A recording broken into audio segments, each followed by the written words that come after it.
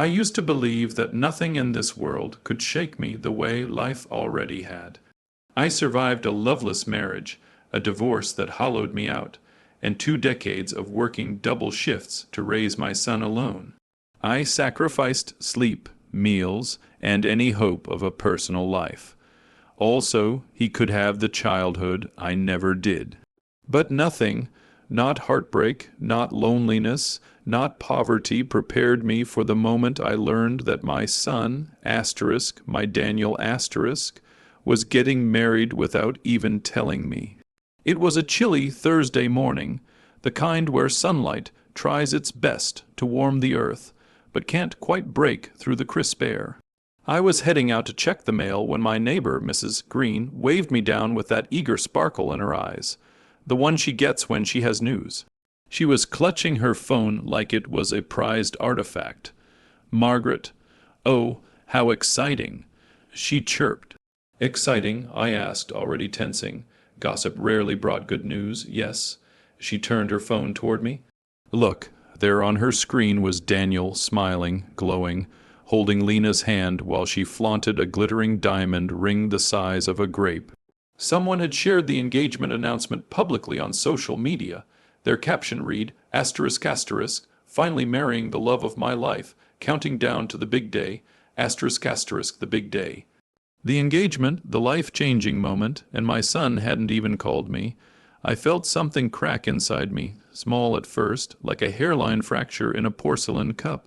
But it was the kind of crack that spreads if you so much as breathe on it. Oh, I see. I managed forcing a smile. "Thank you for showing me." She kept talking something about the venue, the dress, Lena's wealthy parents. But her words blurred into a muffled hum. I nodded, pretended to listen, and kept smiling until I could excuse myself and go back inside. The moment the door closed behind me, the smile fell away like a mask I could no longer hold up. I leaned against the doorframe, feeling suddenly old and brittle. Daniel was engaged, and he didn't think I needed to know.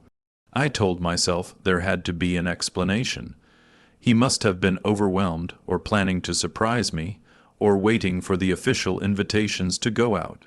I spent the next week clinging to that idea like a drowning woman to driftwood. Every day when I checked the mail, my heart lurched with hope. Every night I checked my phone, maybe I missed a call or a message. Nothing. On the 8th day, I convinced myself to call him. My hands trembled as I dialed his number, though I wasn't sure whether it was nerves or fear of what he might say. He didn't pick up. He didn't call back. I tried again the next day and the next. Always the same silence? I kept remembering a time when Daniel would practically attach himself to me, when he was small enough to fit into the crook of my arm.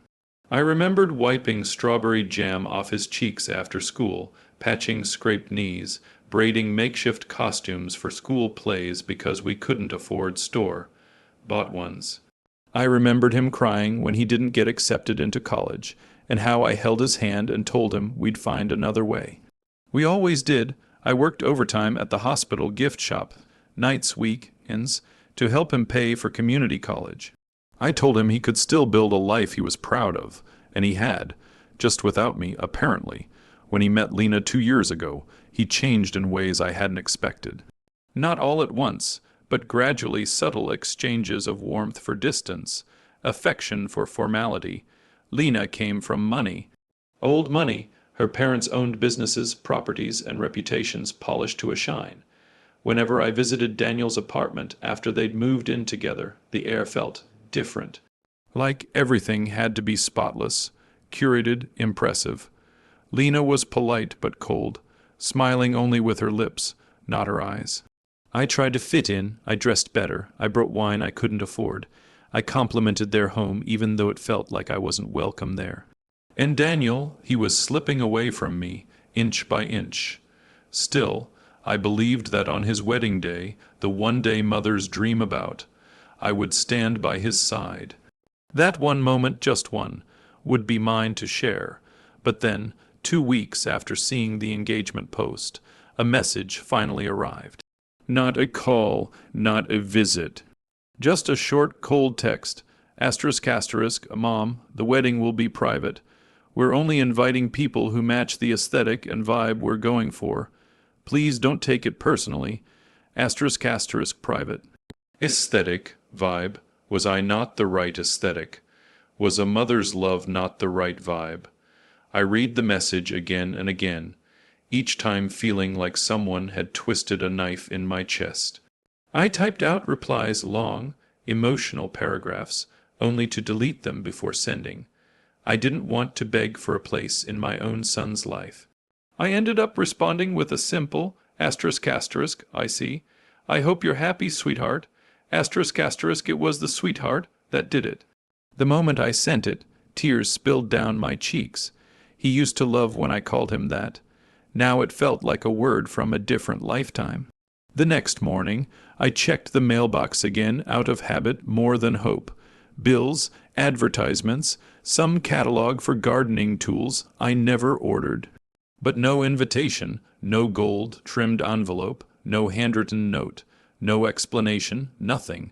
That was the day I realized that the crack inside me was no longer a crack. It was a fracture running clean through my heart. And yet, life had more cruel surprises in store for me, ones I never imagined a child could inflict on the mother who raised him. I didn't know it then, but losing the invitation was only the beginning. The real betrayal was still to come. 3 days after Daniel told me I wasn't aesthetic enough for his wedding, I woke up feeling strangely numb. The kind of numbness that follows too much crying, like the body finally decides to shut its feelings off so the heart can catch its breath. I made tea I barely tasted, tidied the living room for the sake of having something to do, and tried to convince myself that I would eventually accept being excluded. I could live with the pain, I told myself. I had lived through worse. But betrayal has a way of spreading slowly, quietly until it fills every part of your life, and just when you think it can't hurt anymore, it finds a new way to cut deeper. It was early afternoon when the next blow arrived. My phone buzzed with a notification. I expected maybe a newsletter or a reminder to pay a utility bill. But instead, I saw an email from Daniel. For a moment, my heart fluttered with naive hope. Maybe he changed his mind. Maybe he realized he wants me there. Maybe he remembered that I am his mother. I tapped the notification. And the world tilted. It wasn't an invitation. It wasn't an apology. It wasn't even a kind explanation. It was a asterisk asterisk bill asterisk asterisk. A polished gold-themed invoice with a floral border clearly professionally designed titled # asterisk asterisk financial contribution statement, wedding and honeymoon expenses, asterisk asterisk. The total stared at me like a slap across the face. # asterisk asterisk $80 00 asterisk asterisk 80 $1,000. My eyes blurred, but I kept reading. Underneath were itemized charges. Asterisk cathedral rental $22,000 asterisk gourmet catering 350 guests $19.5 100 asterisk imported floral arrangements $10,000 asterisk venue photography package $8,000 asterisk fireworks display $5 100 asterisk wedding planner and stylist $7,000 asterisk Caribbean honeymoon resort deposit $8,000 and at the very bottom, written in a font that tried too hard to look elegant, asterisk asterisk, please send payment within 30 days to avoid delays. Be thankful I'm letting you contribute. Lena's parents are covering nearly everything, so don't embarrass me. Asterisk asterisk, I sat completely still, hands trembling. The silence around me grew thick, almost suffocating. Be thankful, letting me contribute. Don't embarrass him. My mind reeled. This, the child I raised, the boy I fed, clothed, and comforted, had not only banned me from his wedding, but now wanted me to fund it asterisk. And not just fund it, pay for nearly all the luxury items he and Lena wanted to show off to her elite friends. The shock gave way to a deep, twisting ache. I reread the message so many times the words began to blur. Every line felt like another betrayal. It wasn't just the entitlement, though it was staggering. It was the tone. The arrogance, the condescension, the utter lack of gratitude or love. I felt myself slipping into a memory, Daniel at age 7, sitting on the kitchen counter while I mended his ripped backpack. "Mom," he said then, "when I grow up, I'm gonna buy you a big house with a yellow door and a garden and everything you want." I laughed and kissed his forehead. "I don't need a big house, sweetheart. I just need you." And now he was demanding $80 zeros, euro zero to help pay for a wedding I wasn't even allowed to attend. My chest tightened. I walked to the sink, gripping the edges, afraid my legs might give out. I wasn't wealthy. I had savings, small, careful ones, and my late sister's inheritance, which she left to me to safeguard until I decided to give it to Daniel. But that inheritance was meant to be a gift for my son's future, not a bribe for acceptance, not a ticket into a wedding he didn't even want me at. My phone buzzed again, another message from Daniel. Asterisk asterisk, Mom, did you get the invoice? I hope you understand that the wedding is a major networking event for me and Lena. Everyone will want to know what the families contributed. Please don't make this harder than it needs to be. Asterisk asterisk, harder than it needs to be. The audacity stung so sharply I had to sit down. I opened my mouth to say something, anything, but no words came.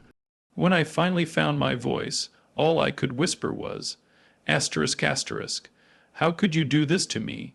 Asterisk asterisk, another message arrived, like salt on an open wound. Asterisk asterisk, it's just money, Mom. You want me to be happy, right? Asterisk asterisk, money, just money. He said it so easily, as though I hadn't scraped and bled for every dollar he ever used to grow, learn, and succeed. As though I hadn't paid for braces, textbooks, doctor visits, rent during his first year out of school. As though I were nothing more than an ATM with a maternal label. My throat tightened with a mixture of heartbreak and rage. I turned off my phone, unable to bear another word. For the rest of the afternoon, I walked around my small house in a daze, dusting shelves already clean, rearranging the same photo frames over and over. Memories stared back at me from every angle. Daniel in his graduation cap, Daniel holding the puppy we adopted together, Daniel hugging me after he got his first job. And now those memories felt tainted, like someone had spilled black ink across each one. By evening, I found myself sitting on the couch, staring at that glowing screen once more. The invoice was still open, taunting me with its gold, foil fonts, and elegant cruelty. Then an unexpected calm washed over me. A clear, sharp thought formed in my mind. Asterisk asterisk enough. Asterisk asterisk enough tears. Enough begging. Enough allowing myself to be trampled by the child I gave everything to. I may have been hurt, devastated even, but I was asterisk, not asterisk powerless. That night, as I sat alone under the dim lamp in my living room, something inside me quietly shifted. Pain softened into resolve. Heartbreak hardened into clarity. He wanted me to contribute. Oh, I would contribute. Just not in the way he expected. I didn't know it yet, but that was the moment my heartbreak began transforming into something else. Something colder, something sharper, something that would soon change everything. It was the moment my son forced me into a corner.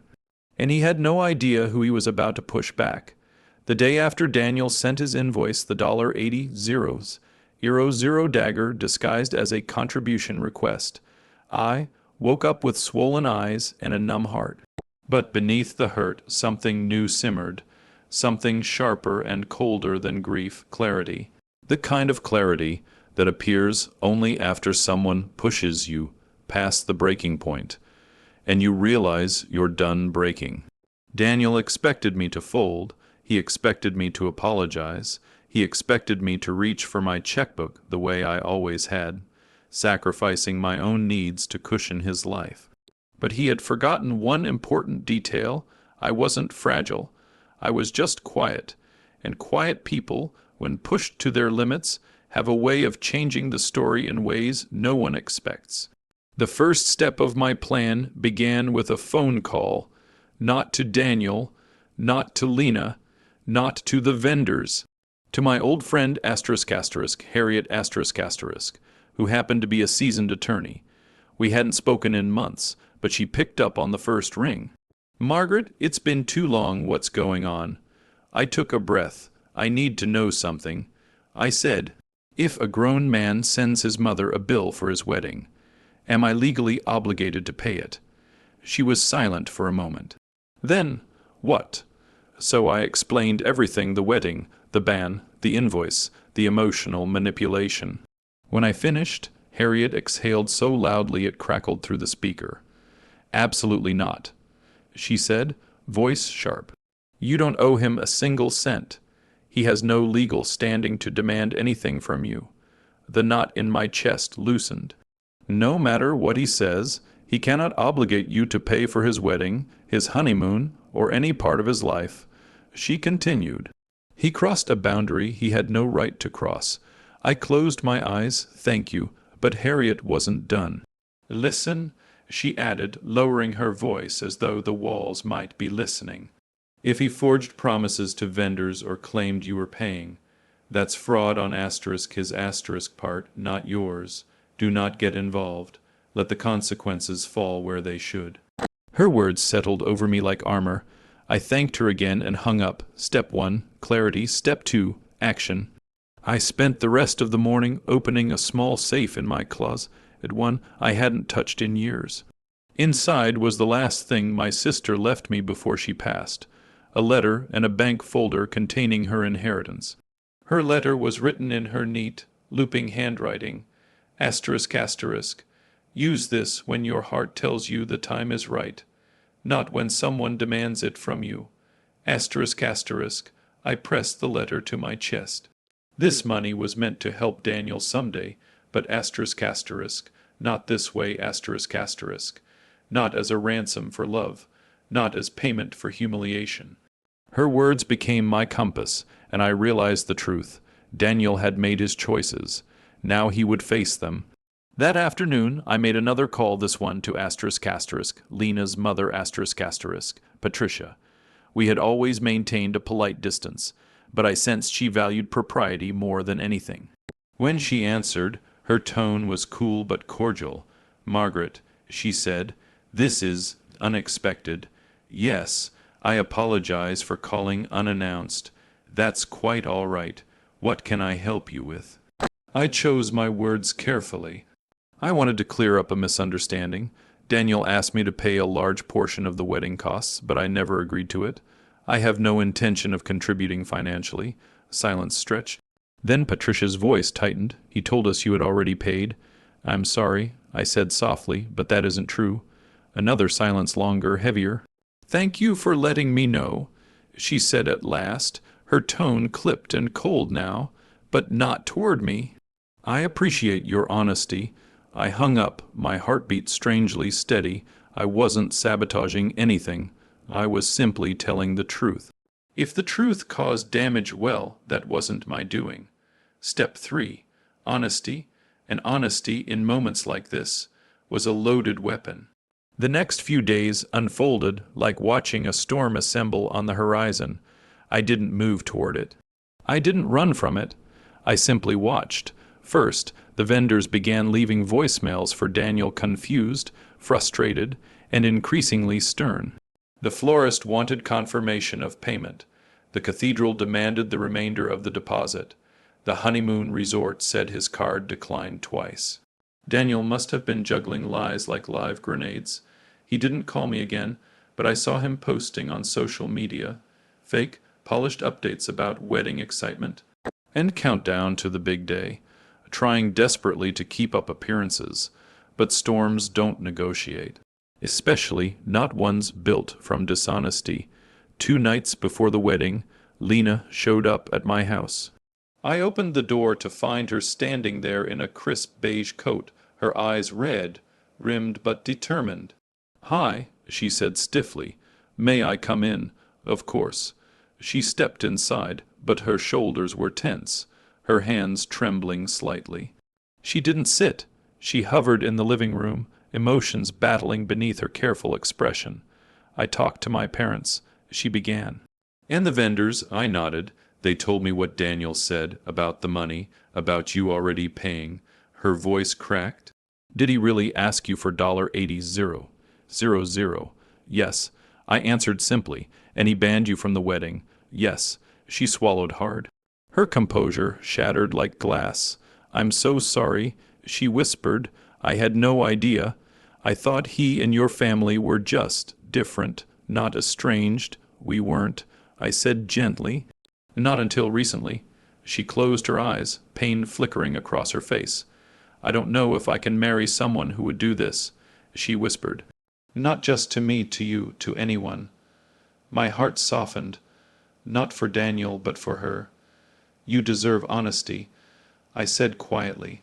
She nodded, tears spilling over. Thank you, she whispered as she left, not for sabotaging, not for meddling, but for telling her the truth. Step 4, let everything fall exactly as it should. The next morning, chaos erupted. I knew because my phone lit up with messages, not from Daniel, but from people who knew him, whispers. Rumors, a vendor posting cryptically online, a bridesmaid asking what happened, an aunt claiming she heard the wedding might be postponed. And then, finally, a message from Patricia, ***, everything is unraveling. Thank you again for your honesty. ***, honesty. Not revenge, but sometimes the two overlap perfectly. By evening, I realized something profound. I wasn't angry anymore. Because I hadn't fought back with aggression. I hadn't yelled, insulted, or sought destruction. All I had done was stop shielding him from the consequences of his own choices. My revenge wasn't loud, it wasn't vengeful, it wasn't dramatic. It was simple, sweet, and devastatingly effective. I stepped out of the way. And Daniel, without me to blame or lean on, walked straight into the ruin he created. Little did he know, the worst of the fallout was yet to come. But I would face it with dignity, honesty, and peace, because the quietest revenge is often the one that hits the loudest. The morning before the wedding was supposed to be the most magical day of Daniel's life. A day filled with last-minute excitement and anticipation, with flowers arriving in trucks and stylists floating through hallways like elegant butterflies. A day when a mother should be helping her son with his cufflinks, smoothing his collar, and trying not to cry about how quickly he grew up.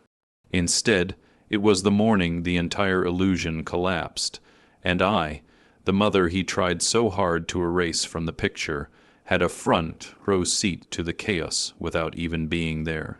It started at 6:17 a.m. My phone buzzed with a notification. I assumed it was spam or a sale announcement from a store I never visited. But when I checked, it was a message from ***, Lena's mother ***. Short, frantic, and vibrating with polite rage. ***, did you truly not pay the deposits your son claimed? Please confirm immediately. ***, I stared at the message, a mixture of guilt and vindication. Tingling through me, I typed back a simple truth. ***, I was never paying for anything. ***, no explanations. No apologies, no justification, just honesty. The one thing in this entire wedding circus that no one seemed to value. 5 minutes later, she replied, ***, thank you. That is all I needed to know. ***, I set my phone aside, exhaled slowly, and took a sip of cooling tea. I should have felt triumphant. Instead, I felt calm, peaceful, like justice was finally catching up to all the cruelty I had quietly endured. By mid-morning, the storm had fully erupted. Vendors were blowing up Daniel's phone. The cathedral manager demanded immediate payment or they would release the booking. The florist threatened to cancel entirely after discovering his mother already covered it. Was a lie. The wedding planner refused to move another muscle. until the outstanding balance was settled. Meanwhile, Lena was piecing together the truth. Each lie Daniel told her snapping into place like shards of glass in a broken mosaic. He had lied to her parents, lied to every vendor. And when Lena realized he had dragged her family into the mess he created while treating me like a disposable accessory, something inside her broke too. Their final fight happened in the bridal suite of the luxury estate they had rented for the weekend, but I didn't need to hear it to imagine it.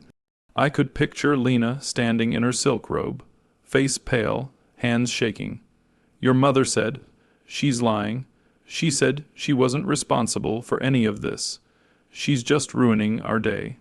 No, Daniel, you lied to me, to everyone. Her voice must have trembled, wounded but resolute. Then the death blow, If you would treat your own mother like this, what would you do to me? And just like that, the foundation of their relationship cracked in half. By noon, guests were receiving abrupt cancellation texts. By 2, the wedding planner had left the venue in a fury, taking half the staff with her. By 3, the cathedral announced publicly that the event was canceled due to financial miscommunication, and people online began whispering about the couple whose expensive fairy tale had fallen apart overnight. And by sunset, Daniel was pounding on my door. I didn't rush to answer it. I let him knock and knock. And knock, finally I opened the door. He looked nothing like the polished, confident man in the engagement photos. His hair was a mess, his eyes red, his shirt wrinkled like he had slept in it, or hadn't slept at all. Mom, he burst out, shoving his way inside without waiting for an invitation. What did you do? I raised an eyebrow. To what exactly? The wedding? His voice cracked. Everything is falling apart. The vendors canceled. Lena called everything off. Her parents think I'm irresponsible, and she's not answering my calls. He paced the living room like a caged animal, running both hands through his hair.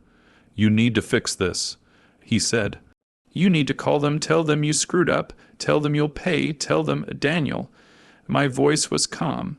Too calm, he froze. I sat down on the couch, folded my hands in my lap, and looked at him with a steady, unwavering gaze. I'm not fixing anything. His mouth fell open. You demanded $80,000 from me for a wedding I wasn't even invited to. You lied to them and said I was already paying. You treated me like a bank account, a prop, not like your mother. That's not, Mom, I didn't mean you banned me from your wedding. I reminded him, my voice soft but sharp. You said I didn't fit the aesthetic. And then you tried to guilt me into funding your big show. He looked away, jaw clenching. I continued, every mess you are standing in right now, you created it yourself. But no, the single word stopped him cold. For the first time in many, many years, he looked at me not with entitlement, not with superiority, but with something like fear. Or maybe realization. Mom, he whispered, voice trembling. I just wanted it to be perfect. It could have been, I said. If you remembered who raised you, who stood by you, who gave you everything she could. His eyes filled with tears. I didn't ruin your wedding, Daniel, I said gently. I simply stopped saving you. He sank onto the ottoman, burying his face in his hands. I wished I could feel sorry for him truly, genuinely sorry. But pity is a luxury a person loses when they throw their mother away for a prettier guest list. After a long, heavy silence, he raised his head. Are you ever going to forgive me? The question hit me like a whisper in an empty church. I didn't answer immediately. I couldn't. Forgiveness wasn't impossible, but it wasn't free, and it wasn't now. That's something you'll have to earn, I said softly, not with money, not with apologies you don't mean, but with change, real change. He nodded slowly, swallowing hard. Then he left my home as quietly as he once entered it as a newborn, small, fragile, and unsure of his place in the world. That night, for the first time in years, I slept peacefully. I didn't wake up worrying about bills, or Daniel, or being good enough. The next morning, I donated a large portion of my sister's inheritance, not to Daniel, not to his ruined wedding, but to an organization supporting single mothers. It felt right. It felt full circle. I poured myself another cup of tea, sat by the window, and watched the sunlight stretch across my garden. I wasn't part of a wedding, but I had won something far greater: my dignity, my peace, myself. And for the first time in a long time, I whispered to no one in particular, asterisk, asterisk. I didn't lose a son. I just stopped losing myself, asterisk, asterisk.